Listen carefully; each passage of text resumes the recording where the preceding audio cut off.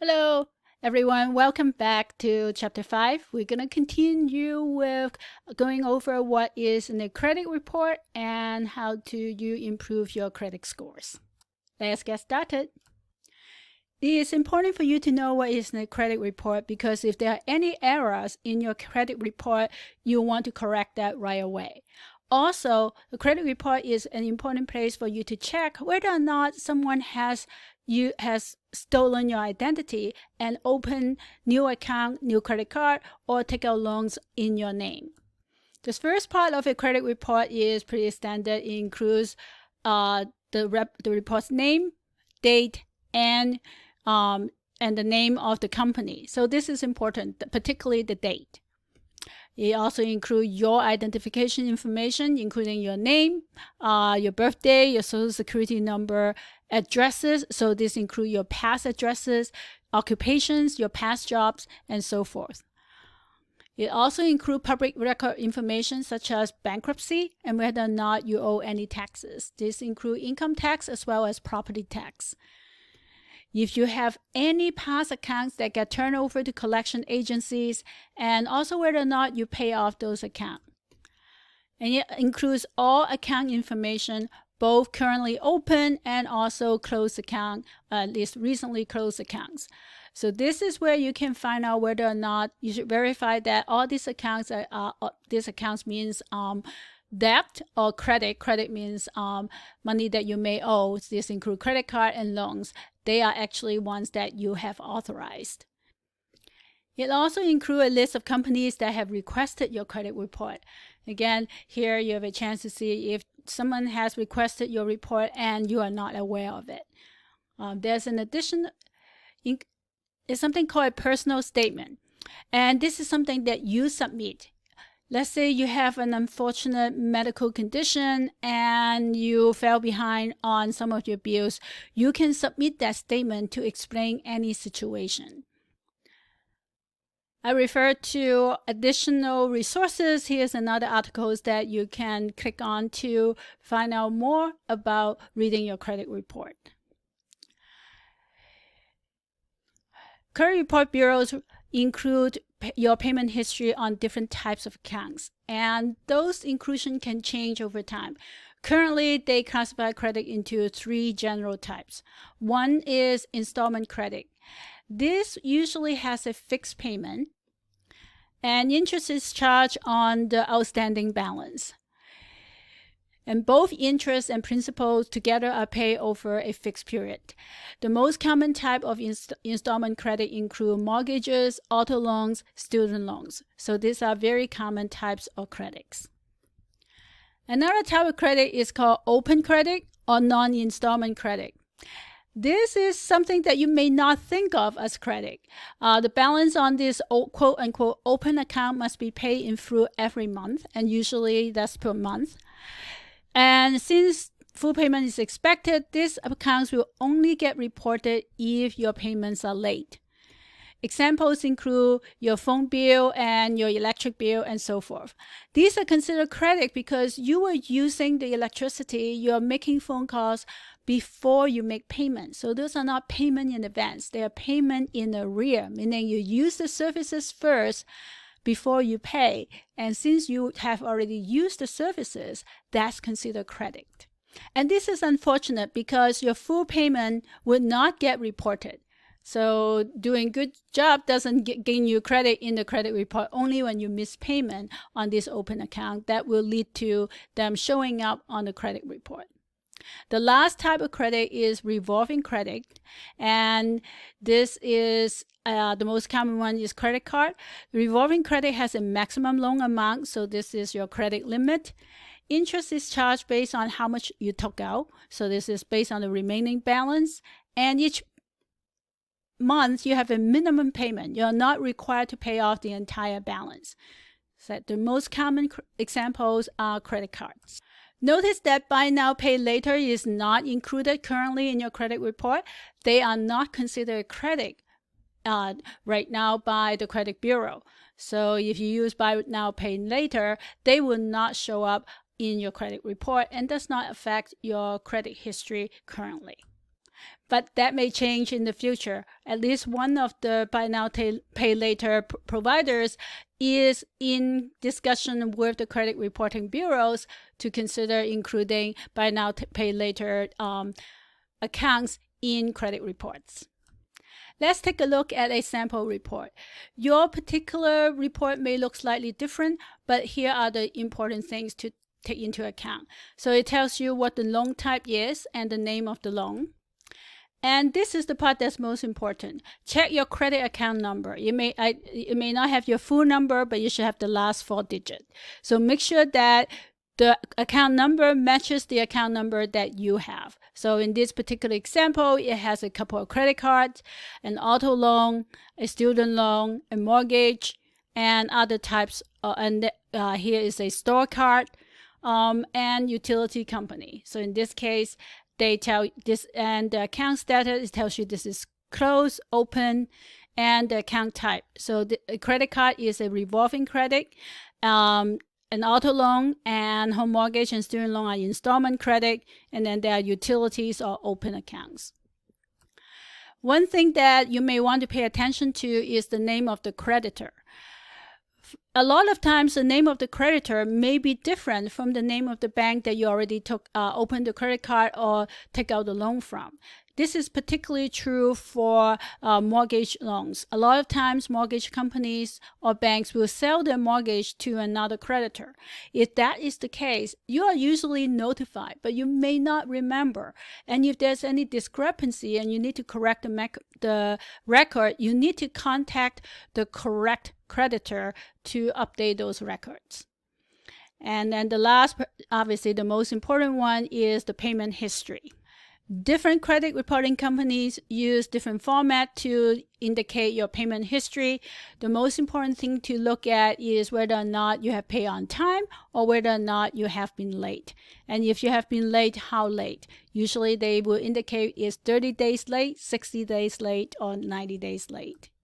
If you find any mistakes or have any suspicious activity, contact the credit bureau right away. Now that you know what is in your credit report or what is a credit report, let's take a look at credit score. Remember that a credit score is for prediction. It's used to predict how you may behave in the future. For a lender, the most important thing is whether or not you're going to pay back the loan. The two main credit scoring companies in the US is FICO and Vantage. Each of them have their own proprietary model, and they're called scoring model. Because the models are different and they use information mostly from your credit report, but also other sources as well. So the scores for the two companies may be different. You may have multiple scores from each company as well. So not just would you have a different FICO score and a different Vantage score, you may have different FICO scores depending on who the creditor is that is asking for your credit score. The reason is because depending on the type of loan that the lender is giving out, and also even the day that it is your score is computed, that the score may change.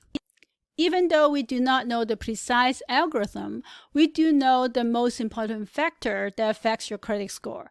First and foremost is your payment history. Any late payment history will affect your credit score. How much do you still have outstanding? And how long is your credit history? And this is important.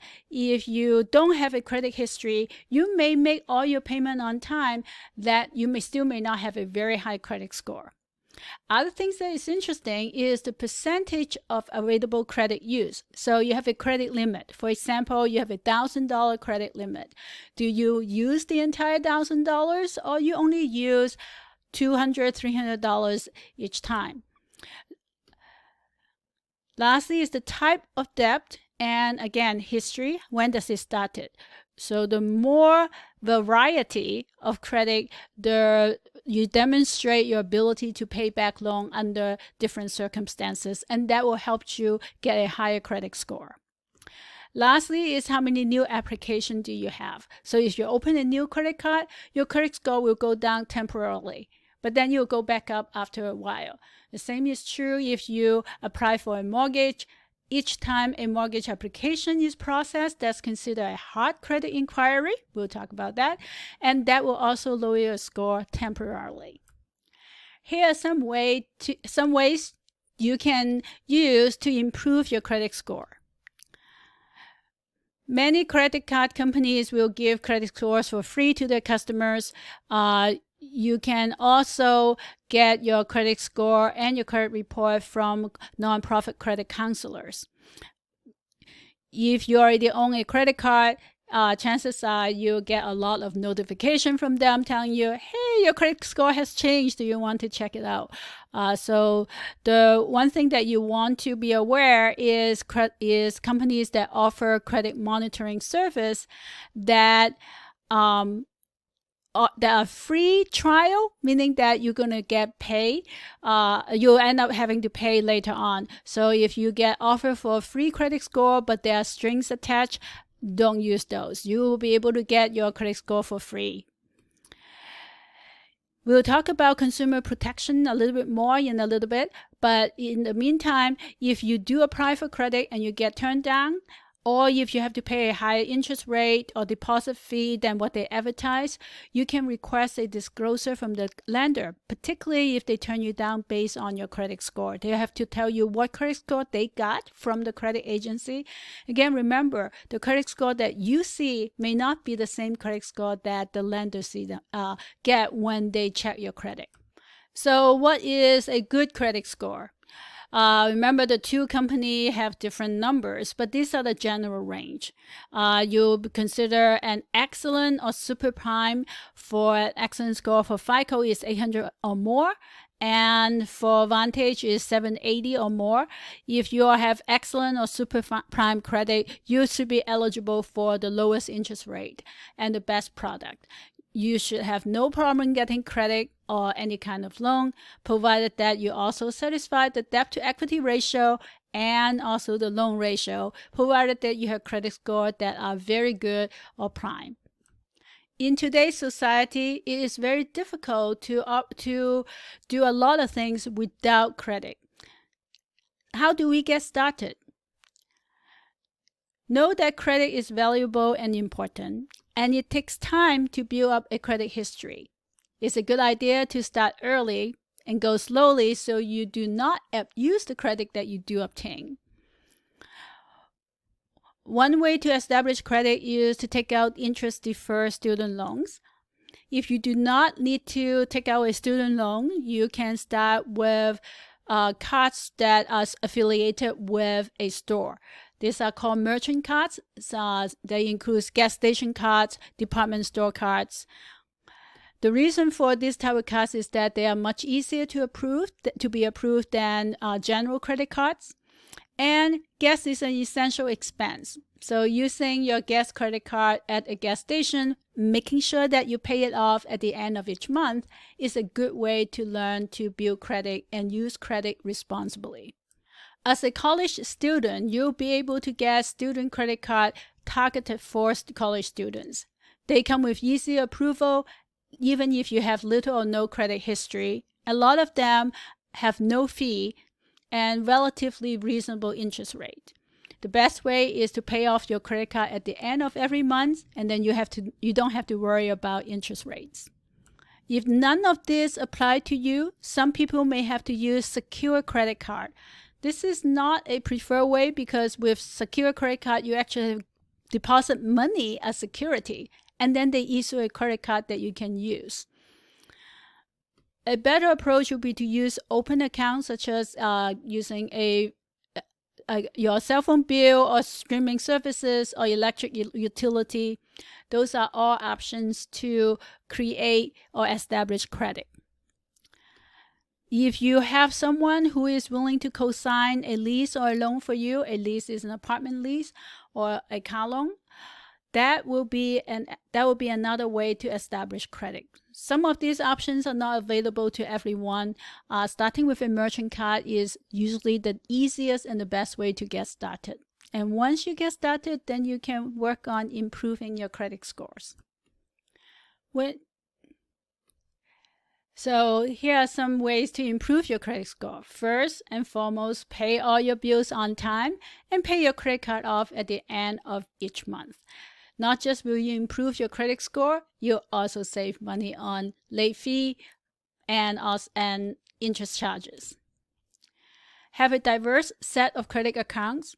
That means maybe have one credit card, one gas station card, as well as having utility bills, phone bills. Those are pretty standard, but having a diverse set of credit accounts will also help your credit score. Get a phone contract, make sure it's in your name. Get a store card, gas station card, pay off the balance each month. Get a general credit card, pay off the balance each month. If you absolutely cannot pay off the balance, pay at least the minimum payment and as much as you can if you cannot pay the full amount. Here's something called the minimum monthly payment trap. Remember that you're paying interest on all the unpaid balance. Those interests will continue to grow. Remember compound interest? Compound interest works in your favor when you're investing, but it will definitely work against you when you owe money. Limit your credit usage to be less than 30% of your credit limit. So if you have a credit limit of $1,000, do not spend more than $300 on the card. You can pay off part of the card and then spend more money on it. So if you only have, for example, $500 credit balance, and between grocery and gas, you spend about $600 a month, and you want to put it on your credit card, you can pay off $300 by the middle of the month. Another way to keep track of your credit score and to make sure that you are safe from identity theft is to obtain copies of your credit report and verify the information on a regular basis. It may be a little bit intimidating to start using credit on your own. There are help and protection. We'll end the video here. In the next video, we'll go over what your rights are as a consumer. See you back here soon.